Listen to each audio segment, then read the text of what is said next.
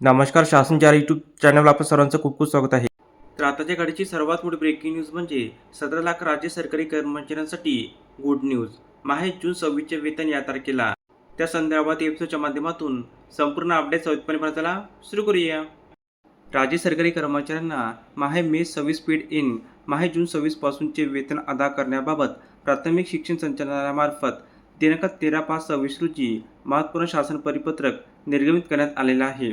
सदर परिपत्रकानुसार नमूद करण्यात आले आहे की सर्व क्षेत्रीय कार्यालयाकडून शासन पत्राच्या अनुषंगाने स्थानिक स्वराज्य संस्था व खाजगी शिक्षण संस्थेमधील किती शिक्षक निवडणूक व अन्य कामाकरिता प्रतिनियुक्तीने कार्यरत आहे असे शिक्षकांची प्रतिनियुक्तीने कार्यरत कालावधीसह माहिती तात्काळ सादर करण्याचे निर्देश देण्यात आले आहेत. तसेच निवडणूक व अन्य कामावर प्रतिनियुक्ती असलेल्या सर्व शिक्षकांना त्यांचे मूळ आस्थापनेवर रुजू होण्यासाठी कार्यमुक्त करण्याचे निर्देश दिलेले आहे.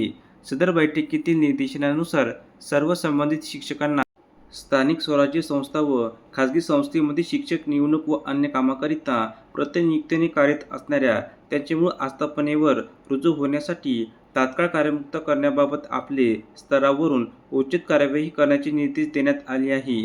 त्याचबरोबर सदर सादर करण्यात आलेल्या माहिती व्यतिरिक्त शिक्षकांची प्रतिनियुक्ती शासकीय कार्यालयात असेल तर त्या कार्यालय प्रमुखाशी संपर्क करून त्यांनाही कार्यमुक्त करण्याचे देण्याची सूचित करण्यात आले आहे. तसेच सर्व संबंधितांना कार्यमुक्त केल्याच्या आदेशानंतरही शिक्षक जर मूळ आस्थापनेवर रुजू झाले नाही तर त्या शिक्षकांचे माहे मे 26 पेड इन माहे जून 26 पासूनचे वेतन अदा होणार नाही.